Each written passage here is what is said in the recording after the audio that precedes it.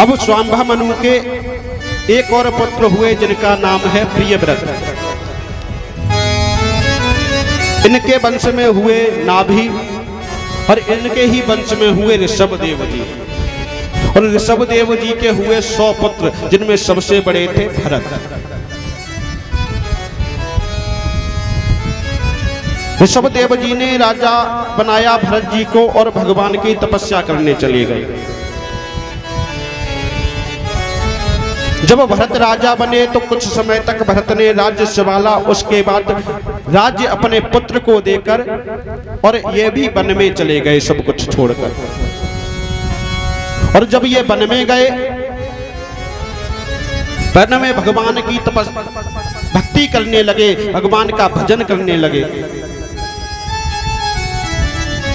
लेकिन एक बार की बात, ये एक नदी के किनारे जब स्नान करने गए तो इन्होंने देखा कि जल पीने गर्भवती हिरनी, एक हिरनी जो गर्भवती थी उस नदी के किनारे पर जल पीने आई। कि जल पीने गर्भवती हिरनी,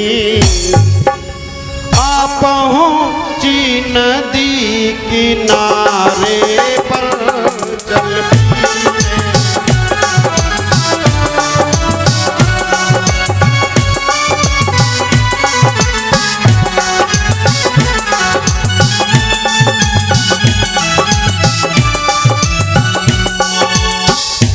जल पीने गर्भवती हिरनी, पहुंची नदी किनारे पर।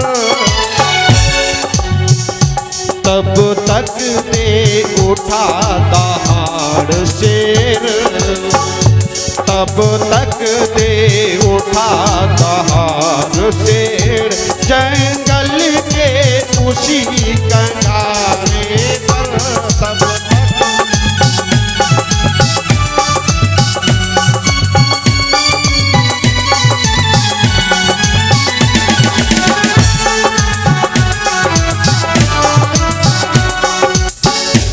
आज वो हिरनी ने जैसे ही सुना कि पीछे से शेर आ रहा है, आज वो भयभीत हो गई और उस नदी में छलांग लगा दी।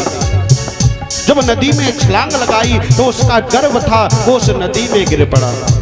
आज राजा भरत जो भगवान की भक्ति करने गए हैं, उन्होंने जैसे ही देखा उनसे रहा नहीं गया। मोह उत्पन्न हो गया उस हिरनी और उस गर्भ के लिए, उस हिरनी के बच्चे के लिए। बेकरुणाशील न देख सके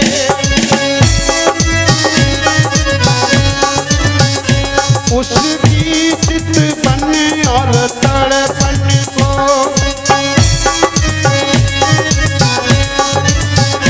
ले आए और लगे करने, ले आए और लगे करने, लाल की तरह लाल।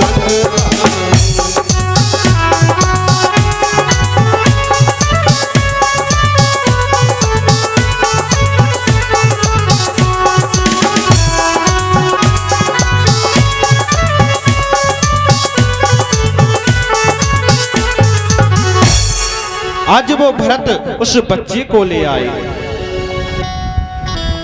और अपनी कुटिया में रखने लगे और उसका लालन पालन करने लगे। आज जब वो हिरण का बच्चा भरत के पास रहने लगा तो भरत का भक्ति से थोड़ा सा ध्यान हटने लगा और उस हिरण के बच्चे के मुंह में पड़ गए।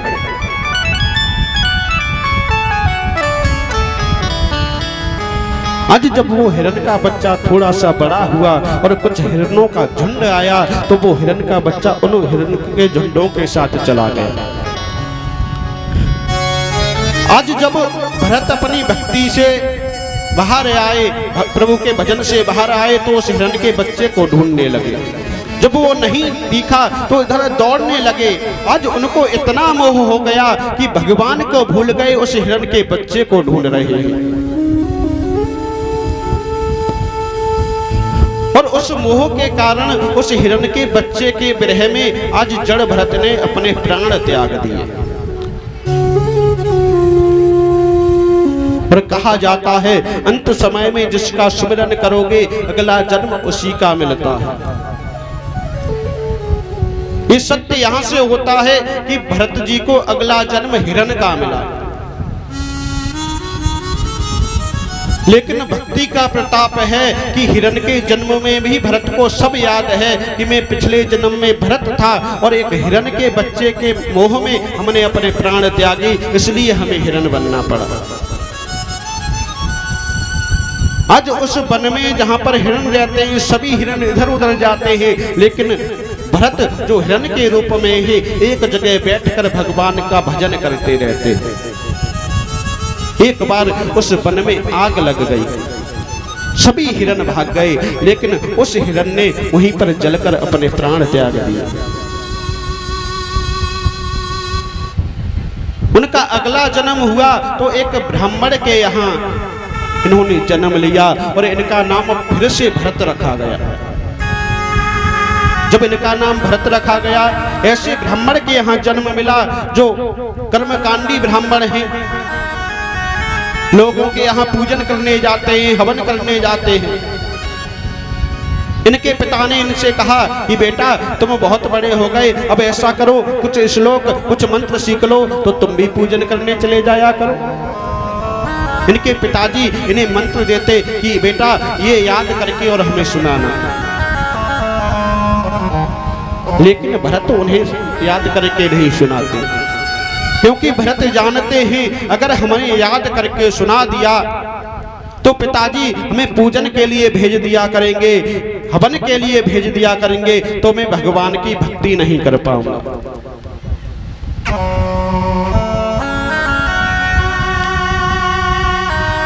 आज कुछ समय बीता तो आज भरत के पिताजी का भी देहांत हो गया। भरत के बड़े भाई हैं, भाभी हैं, भरत उनके पास रहते हैं, वो खिलाते पिलाते हैं, लेकिन भरत कुछ भी काम नहीं करते, सिर्फ भगवान के भजन में मगन रहते हैं।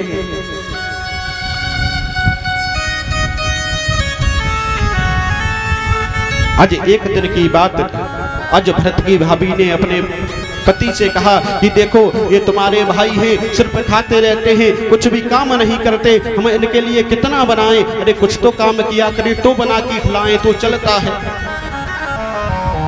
तो आज भरत के भाई ने कहा भरत ऐसा किया करो, तुम भोजन खाते हो तो कम से कम हमारे जो खेत हैं उन पर चले जाया करो, उनकी रखवाली कर लिया करो। आज चले जाना, हमने अनाज बोया है, वहां पर चिड़ियां लगती हैं तो उनको भगा देना, उनको उड़ा देना। आज भरत को उनके भाई खेतों पर बिठा लाए कि इनकी रखवाली करना।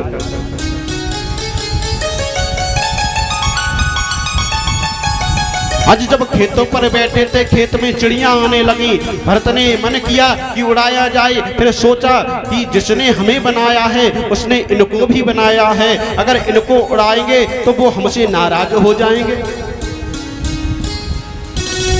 तो आज भरत जी उड़ा नहीं रहे, भरत जी बुलाने लगे और क्या कहने लगे कि राम जी की चिड़ियां राम जी के खेत और खाओ री चिड़ैया भर भर पेट। राम जी की चिड़िया राम जी के खेत और चिड़ैया भर भर पेट। राम जी की चिड़िया राम जी के खेत और चिड़ैया भर भर पेट। राम जी की चिड़िया राम जी के खेत और चिड़ैया भर भर पेट। खूब आया चिड़ियों ने।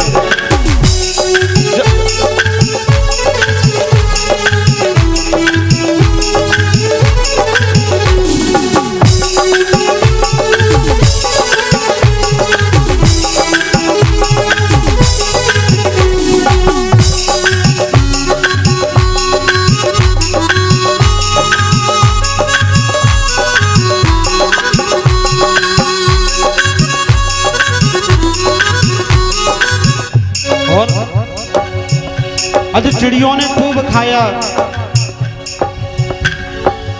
तब तक सायंकाल का समय हुआ, गौधूली बेला हुई, कुछ गायें चर के आने लगी।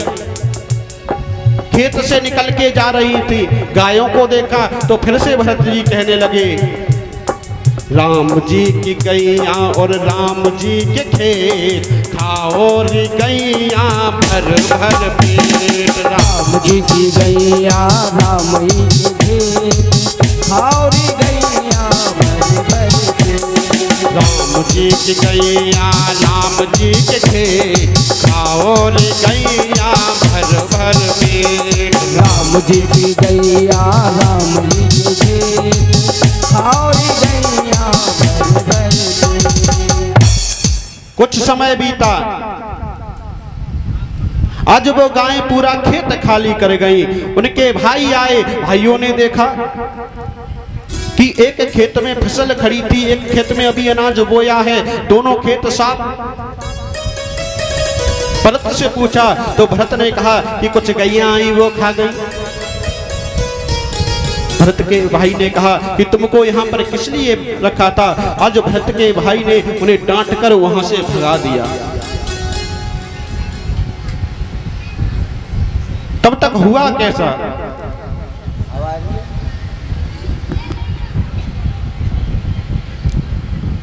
तब तक हुआ ऐसा कि एक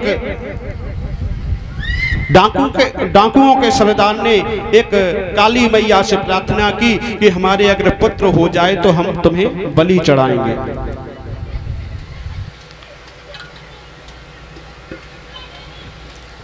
अगर हमारे पुत्र हो जाए तो हम एक बलि चढ़ाएंगे तुम्हें। आज उस डाकुओं के सरदार के यहाँ एक पुत्र हुआ। सरदार ने अपने सैनिक बुलाए और कहा, एक ऐसा पुरुष लेके आओ जो स्वस्थ हो, काली मैया को बलि चढ़ानी है।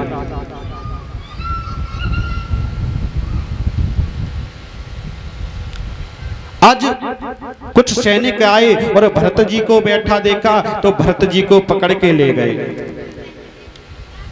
और जब भरत जी को पकड़ के ले गए, उस सरदार के सामने खड़ा किया गया।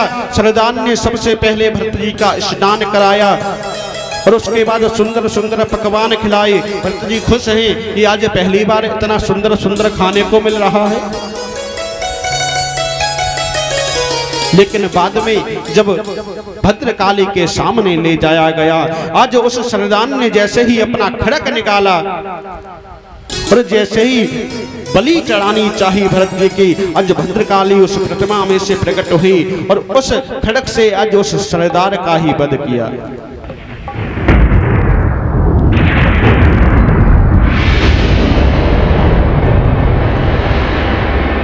बोलिए बाके बिहारी लाल की जय हो। आज उसके